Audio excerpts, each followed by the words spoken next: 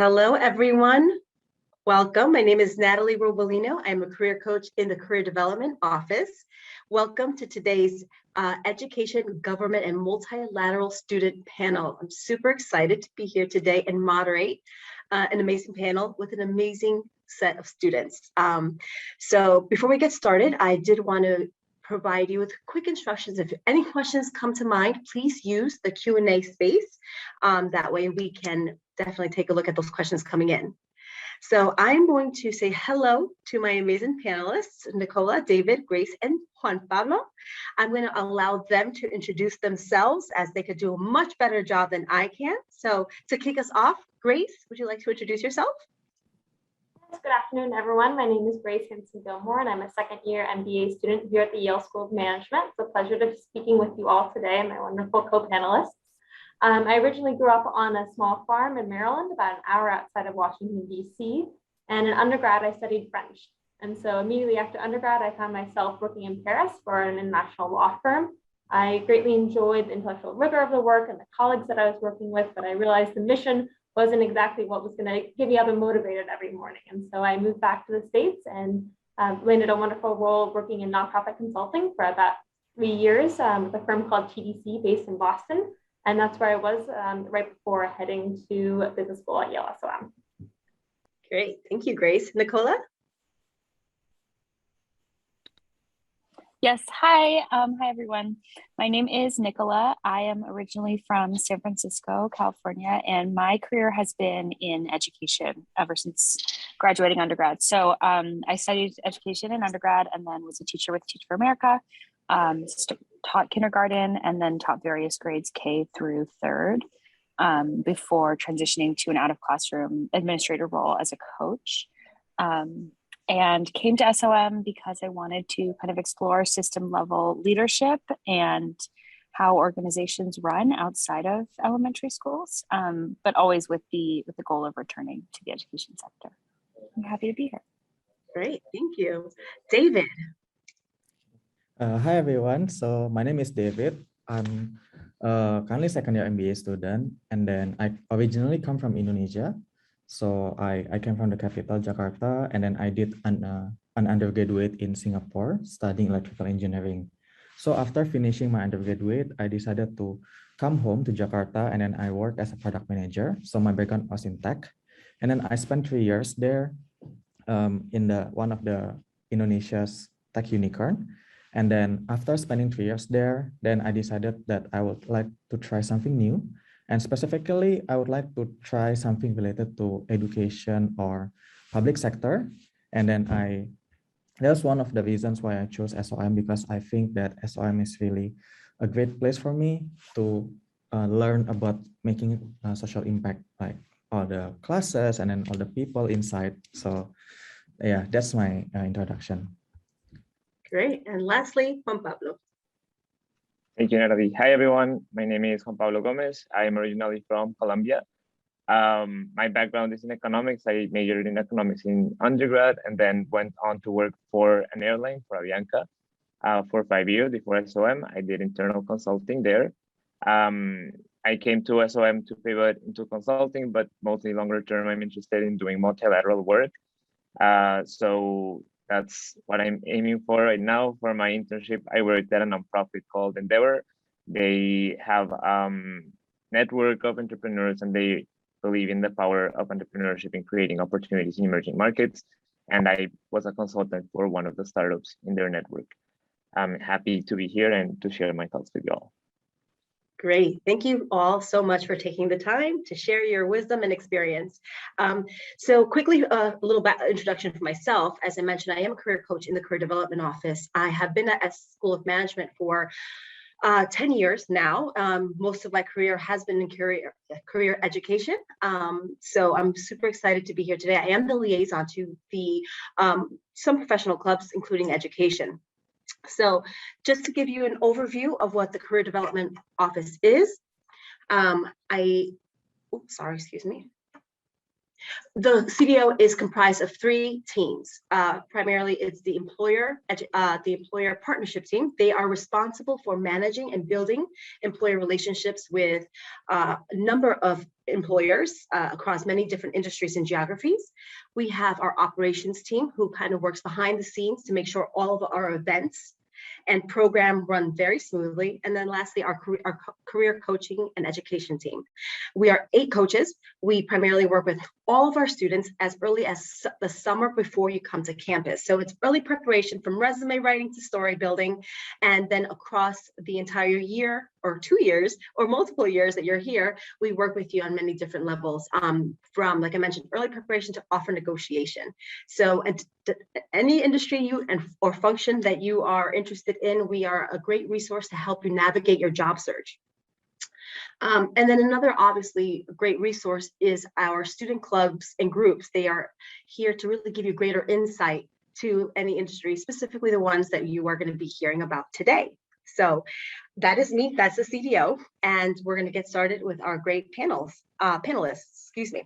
So first question I'm going to kick off for you guys today is, I think we've kind of mentioned this in our introduction, well, in your introduction, but let's dig a little deeper to why you chose to come to School of Management. I'm sure that Yale SOM wasn't your only option, so let's hear a little bit more in greater detail to why you chose to come to SOM. So why don't we kick off with David? Yeah, okay. So I shared earlier that I wanted to do something related to public sector and education. And then after knowing what I want to do, then I decided to look for an MBA program, and then I look for all the other schools, and then I also talk to current students. So I try to talk and then try to gain as many information as possible.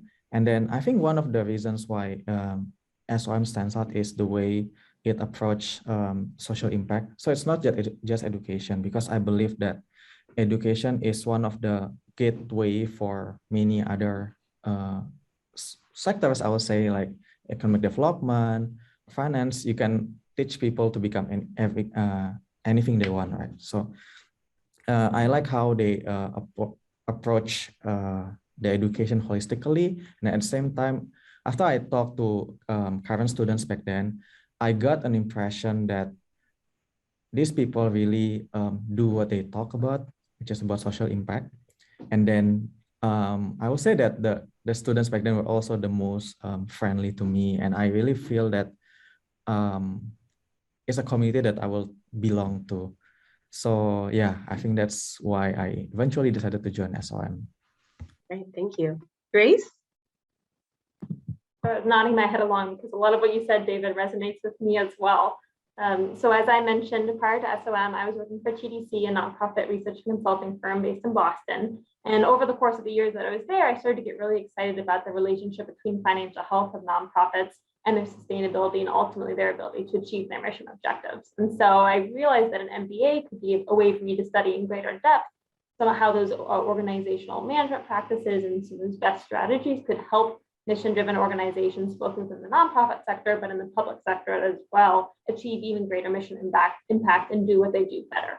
And so that's why I wanted to come to business school. And sort of within that frame, SOM's mission to educate leaders for business and society sort of felt like a no-brainer. That was going to be the best fit in terms of MBA programs. And so somewhat similar to David, when I came to SOM to visit, started to have conversations with other both prospective students as well as current students and alums, I really felt that this is a community where I could see myself participating and engaging and could feel at home. And so that for me was the sort of the final confirmation in a way.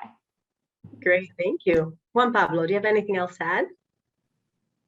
Yeah, I mean, for me it was 3 big reasons. And I think the first one, David and Grace already touched on, which was really my most important criteria, the community. And not only because of being like-minded in the sense of that we all want to be leaders for business and society, but also the just the collaborative and supportive culture that you feel like doing recruiting. You could really feel that people, even though we're all looking for the same jobs, we're all supporting each other. We all want everyone to succeed. So that was very important for me. But then I would also add that for me, it was very important to have a school that was very integrated with the rest of the university. Because when doing my MBA, I wanted to explore different things. take courses that are different from the business formation, because I got that in undergrad. And I think that is a very good opportunity that you have at Yale and take really interesting courses outside of SOM. And finally, for me, was also the brand, because the Yale brand, especially in Latin America, is very big. And I think that going to a school that had that name brand would be important for me for my future career. Sure, thank you. And lastly, Nicola. Yeah, I think that, I mean, I definitely echo a lot of what has been said already, but I think that for me, if anyone else is on here with a similar background to me in education, this could be a relevant story. But so I didn't really, I had one other business school option and I had several non-MBA options. So I applied to both MBAs and masters in education, mostly like policy. They're all called something around like policy, organizational leadership, whatever, at the various schools. So I applied to a bunch of those, not at Yale, and was really deciding between that and coming to Yale for the MBA. And I think for me, ultimately, I decided that I wanted to try to be in an environment with people who were really different than me and had really different backgrounds and different sort of work contexts and experiences to speak to and that I could learn from. I felt like, yeah, if I went to do an education management degree, I would be with my people and I'd be so happy to be with my people and talking about the things that I love and care about the most, but it wouldn't kind of like push me and broaden my horizons more. And so that's why I came to Yale. Well, staying with that, I'm very curious because I'm sure there's many prospective students who are in your position, who are in the same, I guess, position of choosing the traditional education path, like you mentioned, the master's in education or MBA. Have you fulfilled those expectations of coming to an MBA or to a business school? I think I've definitely pushed myself.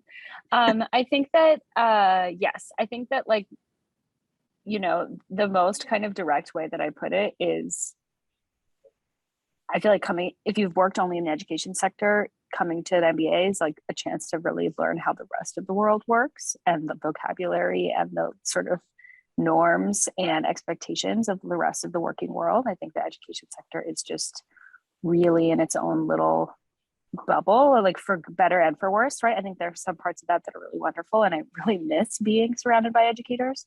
And then there are parts that are sometimes really ineffective. And so it has been helpful to get those other perspectives. And just sort of have a better sense of how money and finance and sort of the way that capital flows in our society, you know, plays a role in the education sector. I think I wouldn't have gotten that necessarily at an ed program. Thank you for sharing that. It's super interesting. And one of the many things that I love, and many students love, is the diversity of work experience that students come from and then go into post SOM. So thank you for sharing that. And that brings me to my next question. Let's dig a little deeper into what you guys did this past summer, where, you know, let's talk about your internships and where are you headed to after graduation. So Juan Pablo, can you kick us off with that? Sure. So I think I briefly mentioned in the summer, I worked for a nonprofit called Endeavor. To get a little bit more in detail, what they do is basically they have a very big network of startups. They started in Latin America, but now they expanded mostly to emerging markets. And they basically provide tools, mentorship, and just networking opportunities for the founders of the startups. And like their core belief is how business and like entrepreneurs can really foster development in those markets and create employment opportunities and just opportunities in general for society. I worked as a consultant for them and was sent to one of their startups and worked in sales strategy for a company based in Mexico. They sell software to bus companies. So they really liked my background as an airline former employer because they want to close the digital gap that there's in that market. And yeah, I had a wonderful experience. I got the chance to also meet some of the other fellows working in other startups. So they were doing all kinds of work as well. And in longer term, as I said, I want to get into a multilateral and that kind of work. So I'm trying to do consulting to just get some more skills that are very valued in that sector, which is what I've researched so far, and then ultimately pivot into that. Great, thank you. Grace. Sure. So over the course of the summer, part of what I really wanted to sort of test was a potential pivot from the nonprofit sector into the public sector. And so I landed a role working for the National Park Service within their business management group, which is essentially their internal consulting function. So it was a great way to apply some of the consulting skills I had developed in the nonprofit sector to work within the public sector, which talk more about it, but lots of overlap there. So I was based at Guadalupe Mountains National Park, which is in far west Texas. It's absolutely beautiful if you've never been. It's got the highest peak in Texas, about 87,000 feet. And so I was living directly in the park with a co-consultant, and we were working on analyzing the park's wilderness use permit program. So those are the permits that are required for any overnight backpacking trip in the park. And of course, as visitation had grown to the park, and staff were feeling more and more stretched thin and really needed a way to reevaluate the existing permit process, which was happening entirely by hand, and had no online advanced reservation system. And so over the course of the summer, we analyzed the current process and we proposed recommendations both towards shifting it to an online reservation system, and then of course thinking through what would be the pricing implications of that and how could all of this revision better meet the needs both of park staff, but as well as visitors to the park. Great, thank you. Nicola? Sorry, I'm having trouble finding my mute button. Yes, so this summer I started a nonprofit. So I didn't really go a more traditional recruiting route. I was doing a little bit of recruiting, but also thinking about this idea. And so it was really about March that I made the decision, okay, I'm actually just going to have my own internship and try to launch this organization. We had been I have a few co-founders who are not at Yale, and we had been kind of piloting the idea during the 2020 to 2021 school year. And so I decided to work on it full-time over the summer. And we are, essentially the organization is providing wellness services for teachers, all educators, but primarily classroom teachers in the K-12 space, kind of trying to address the general burnout and high levels of turnover and just high levels of stress that exist in the education sector right now. Definitely existed pre-pandemic, but have been really highlighted over the last year and a half. So yeah, I mean, I can talk more in detail about what that looked like for me, but essentially I didn't really have an internship. I was just building an organization. Awesome. And what's your journey look like after graduation? Oh, just dodged that question. Still figuring it out. Yeah, definitely still figuring it out. I think I would love to continue to work on the product that my nonprofit has created and is building. I have found it really hard to be a solo founder. My two co-founders pivoted off, and so I've been working on it alone, and that's been hard. So I think that's, that in theory is what I'm doing after school, but it's also really, really a lot of work. And so looking for people to partner with to continue to work. Thank you. And lastly, David. Okay, so this summer I came home and then I helped the Ministry of Education at the Republic of Indonesia. And specifically, I was assigned to help one of the minister's special staff. And then the special staff is in charge in terms of building the talent ecosystem. So during the summer, I had two main tasks. First is to design and execute the scholarship selection process for the kind of the achievers, those who have represented the country in international competitions. And then the second task that I did was to probably I will say did a consulting service for them.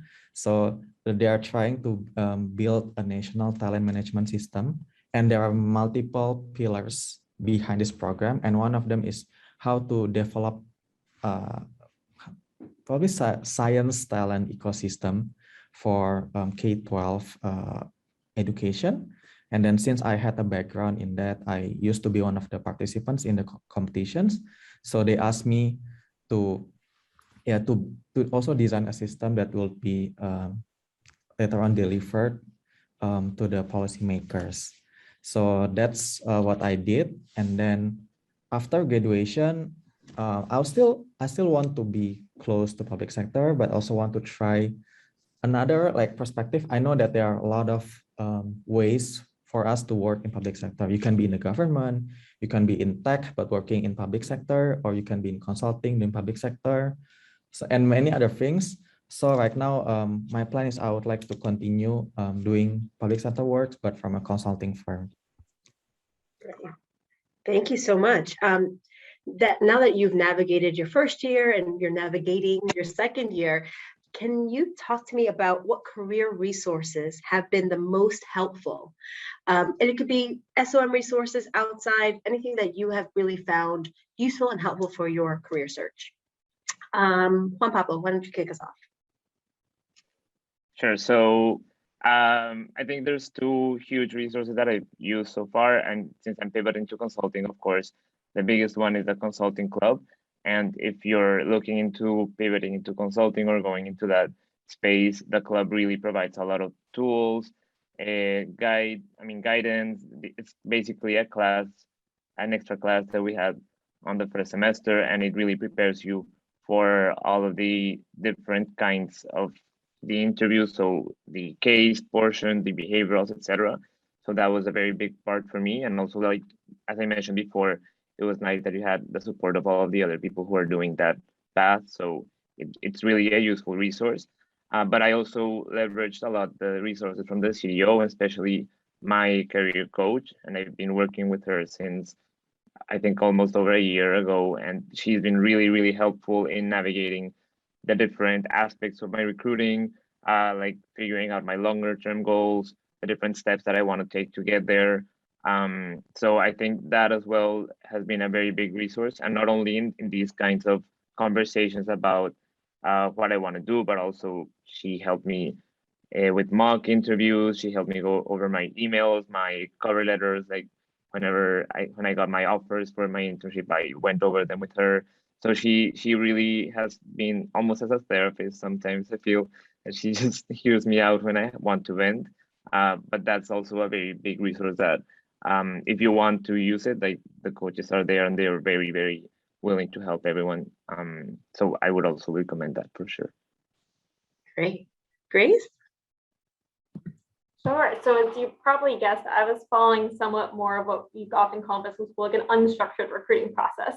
So unlike Juan Pablo, there wasn't necessarily a club on campus that I could go to who could be of that resource for me. And so I would sort of say the resources that I've taken advantage of sort of fall into two buckets, more informal and more formal.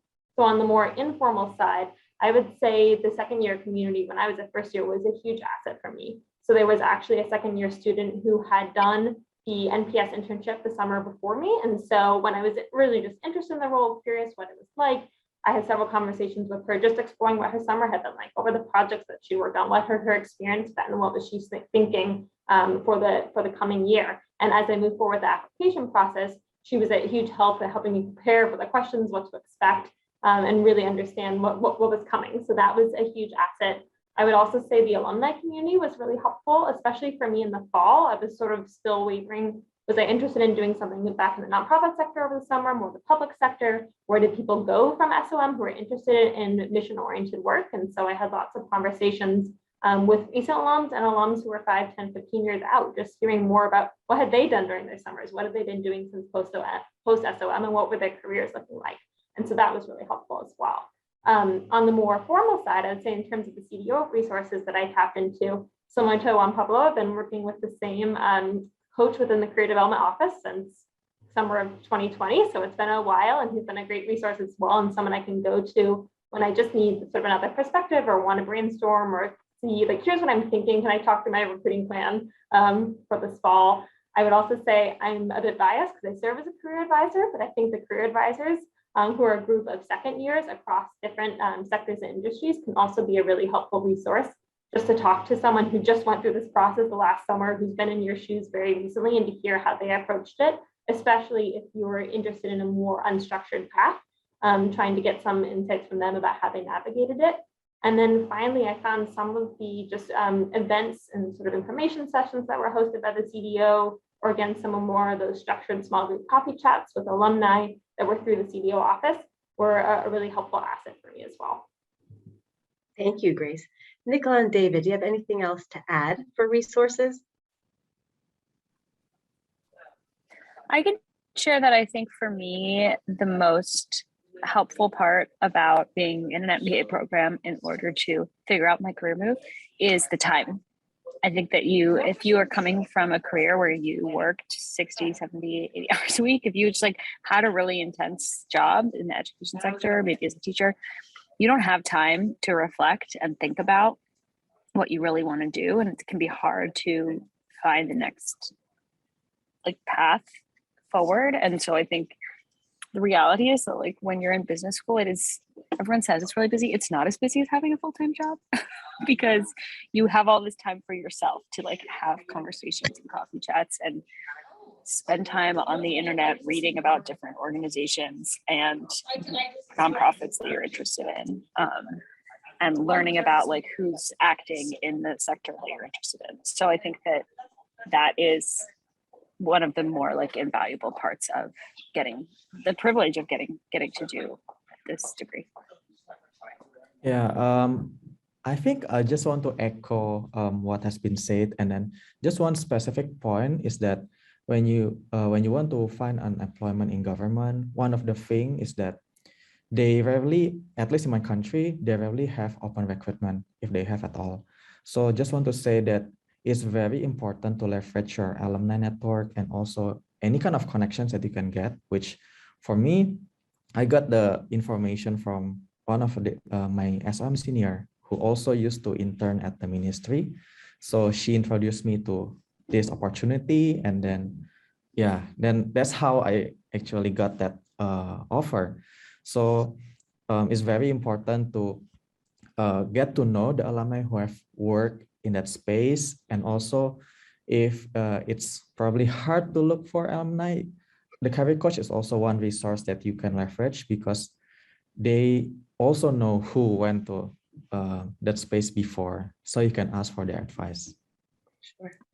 Yes, you will hear the CDO speak on networking, and networking for us is super important because it's networking from within your own existing group, networking with second-year MBAs or other students from other degree programs here at SOM, and alumni. I think they've been in your shoe, they've been in students' shoes, they know what the journey consists of. So we have many different resources or platforms to find alumni. We know them because we've worked, I've been at SOM for 10 years, so I have some personal contacts, but that's just person to person, but we have a database, we have LinkedIn. So there's many different ways that we can definitely guide you in terms of networking to support your job search. Thank you all. We're going to open up questions from the audience. This next question is going to be directed to Juan, Pablo, and David, just because you've had more international experience. How open are the opportunities in the field for international students?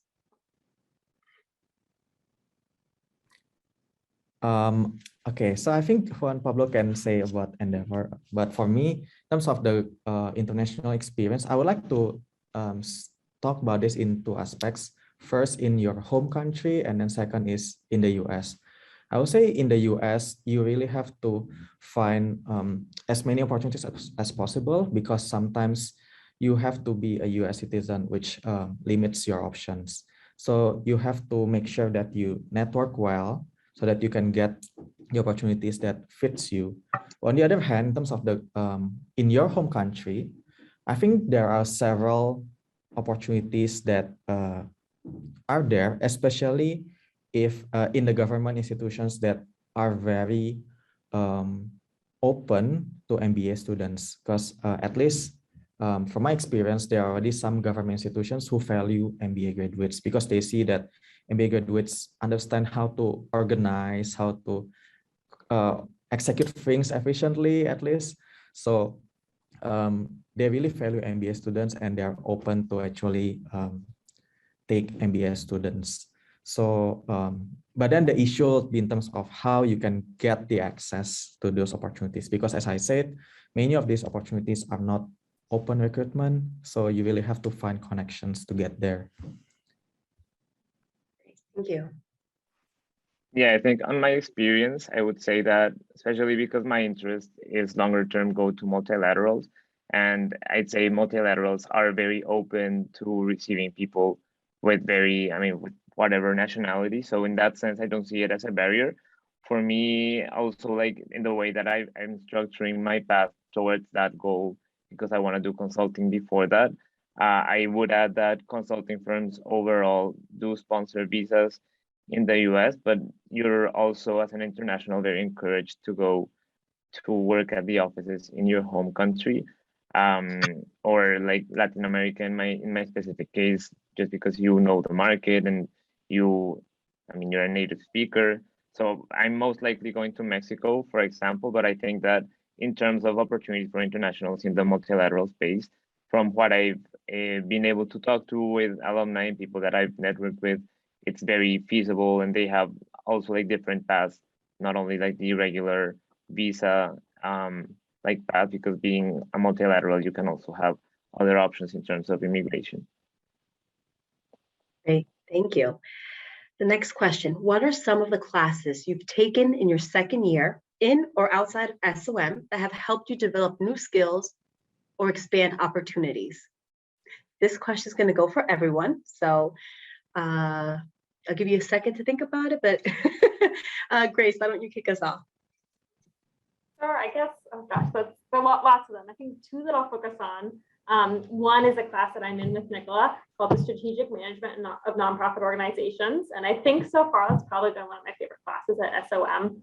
I think in large part because so much of at least the broader content I was familiar with coming from working in the nonprofit consulting sector, but it's given me structure and frameworks and a really rigorous way to think about basically any issue you can imagine within the nonprofit sector. We've covered it over the course of September to December, at least at some level. And so that's been a fantastic class. And touching a little bit on what Nicola said earlier, also a great environment to be in a class with 60, 70 other people who are also really passionate about some part of the nonprofit sector, who've either come from that background or returning to it or would like to at some point 5 to 10 years down the road. So it has made for some really great discussions.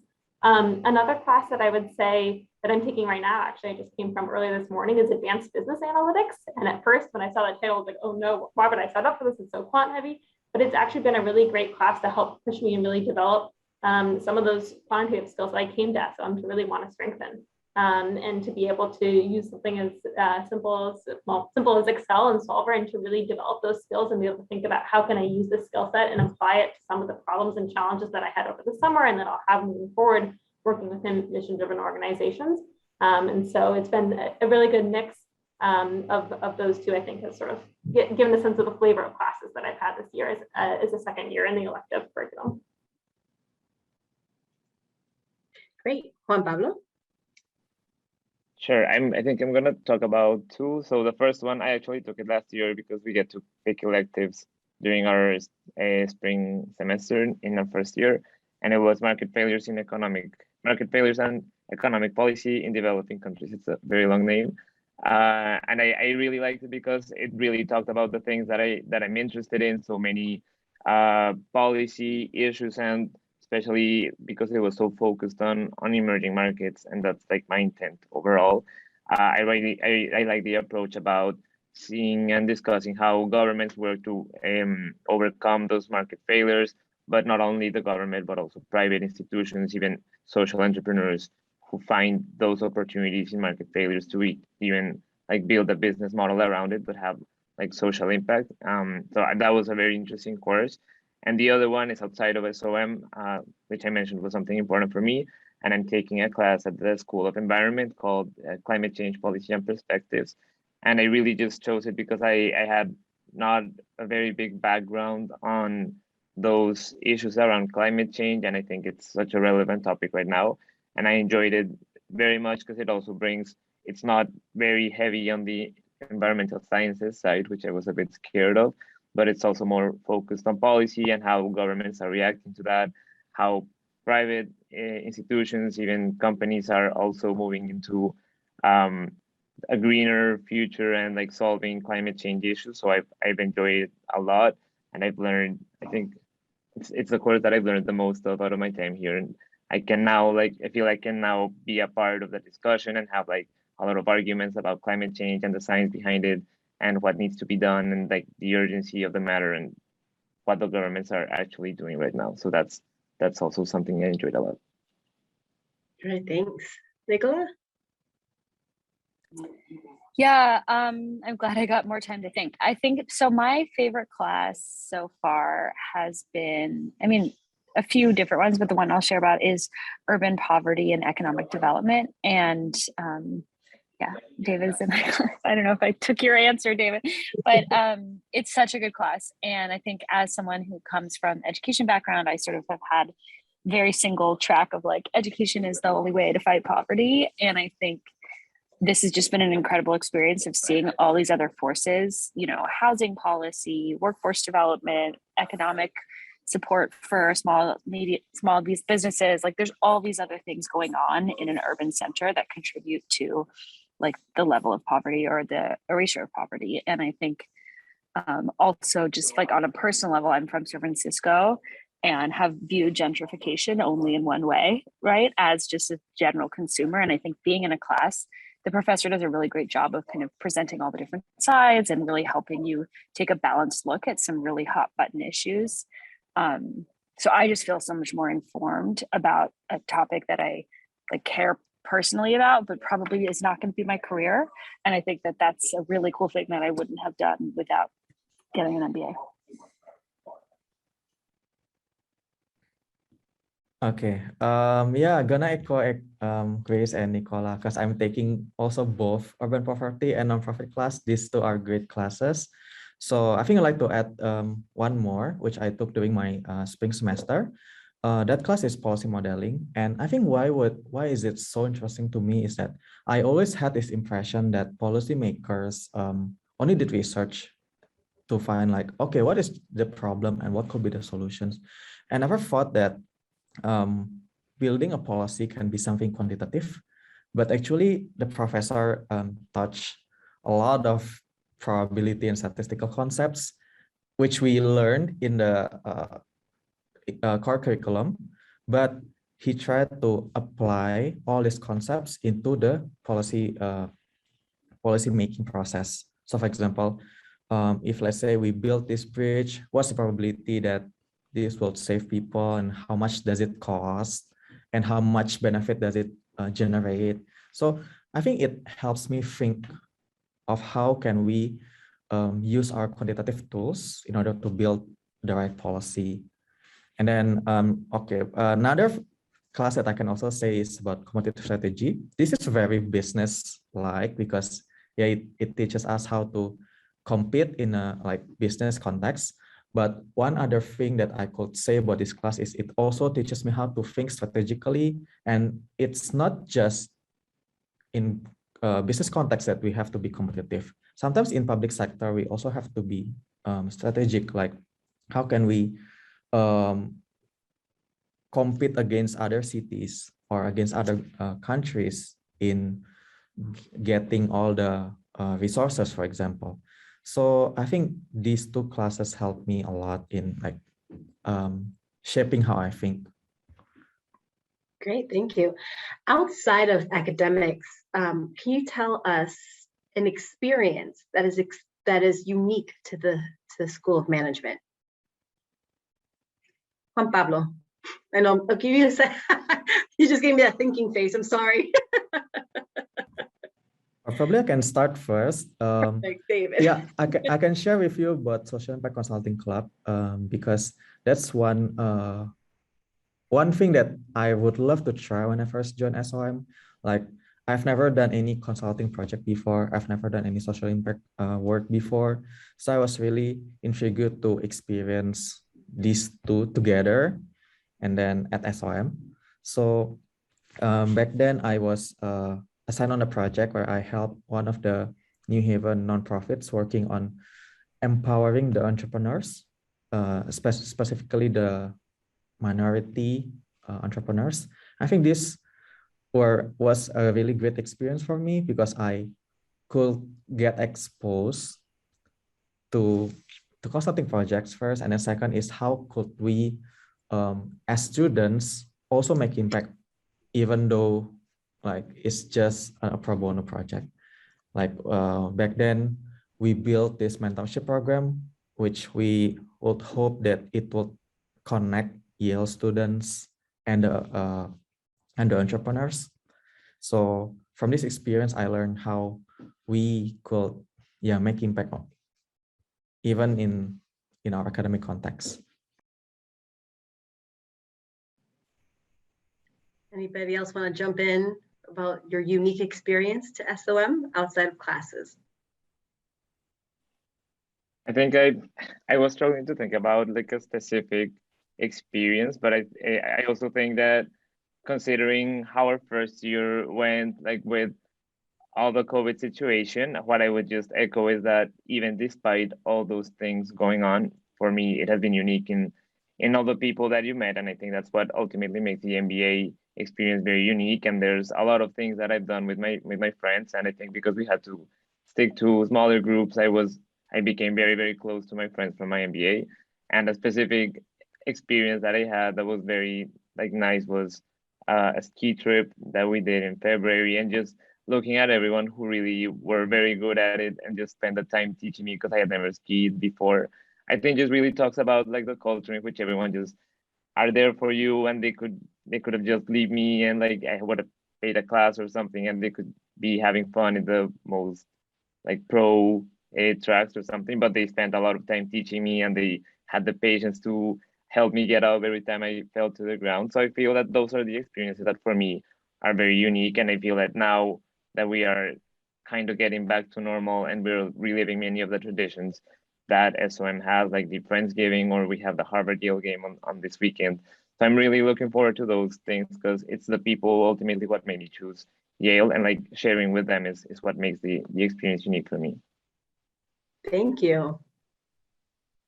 I was just going to build off briefly what Juan Pablo was saying and add one other sort of traditional unique experience is something called Voices, which is now back in person, hopefully this year, but it's an opportunity 2-3 different classmates will sort of get up on a weekday evening and just share about whatever topic that they want to talk about for a half an hour and take some questions. And so I've recently attended 2 of them with friends who spoke, who I've known for over a year now, but learned so many new things about their background and personal stories that you might not otherwise hear in a classroom context when they're sharing about their professional experience.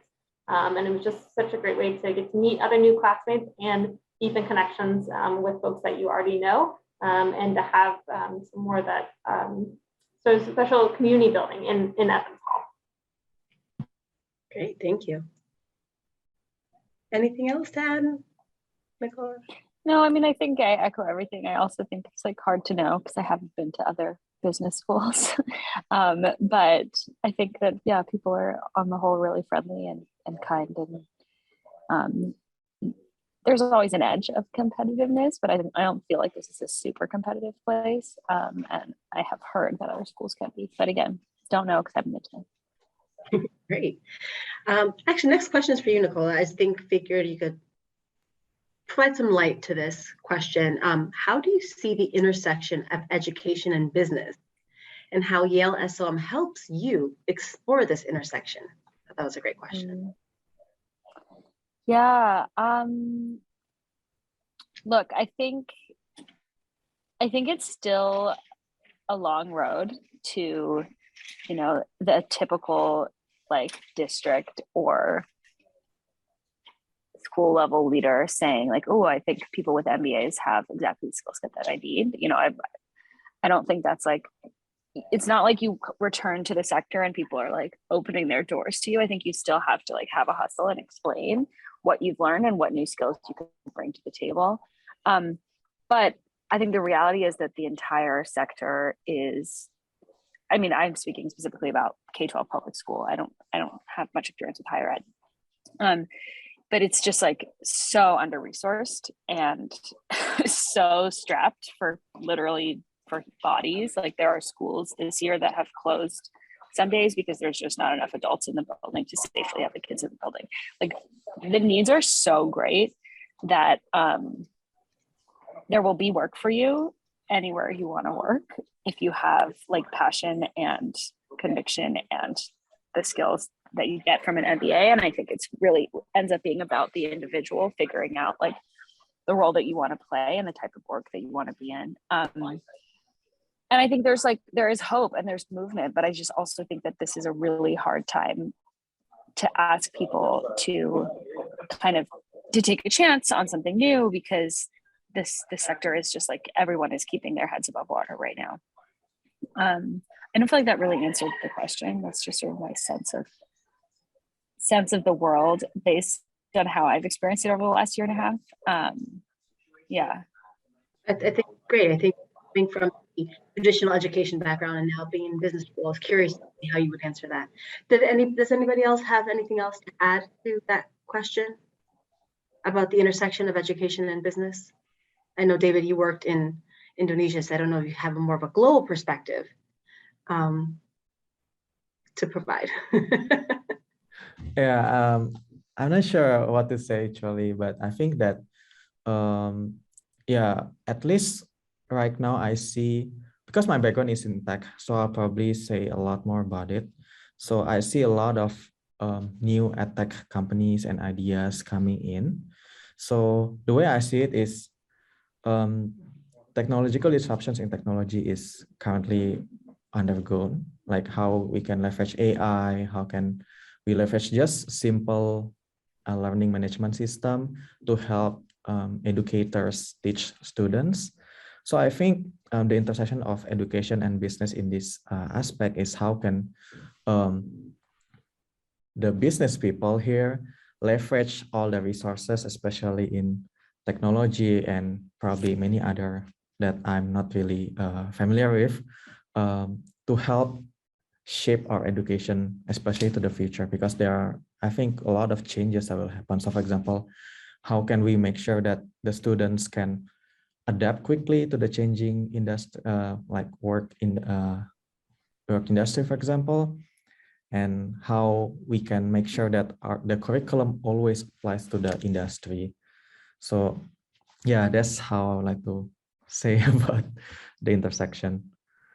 Okay, well, I can't believe how time has totally flown by. So I think just to kind of end this session, can we quickly go through any advice you have for our audience, what you wish you'd known at this point of their journey, just to kind of end the conversation. As the audience is preparing to apply to SOM. So any advice? Grace, you want to kick us off? Sure, it maybe sounds very simple, but I feel like it's worth stating. I would definitely recommend making sure someone or multiple someones read over your resume and your essays. I think obviously in the resume, you don't want to have any typos or anything, but especially with the essay, if you have someone who's close to you, who knows you well, like if they can take a read through and see, is your authentic you that they know so well being communicated through in that essay? And does it feel like what you've written is true to you and is showing all the great things that you would bring to SOM? And so that would be my tip, and wish you good luck. Thank you. Juan Pablo? I think my tip, and something that I probably would have done differently if you're just in the point where you're deciding which school to apply to and if you want to do an MBA, and is take a very deliberate time thinking about your goals, reflecting about what's important for you in your search. Because I found myself applying to some schools that down the line, as I was applying, I found out that they weren't a fit for what I wanted or the type of culture that I wanted. So just taking that extra time would have made a difference in terms of making sure that you're applying to the school that you're really interested in, and like people that have the same values as you, because at the end of the day, you're going to spend 2 years with them. So you want to make sure that you're going to a place that really relates to you. So I would advise taking that extra time to really reflect on your goals and what's important to you.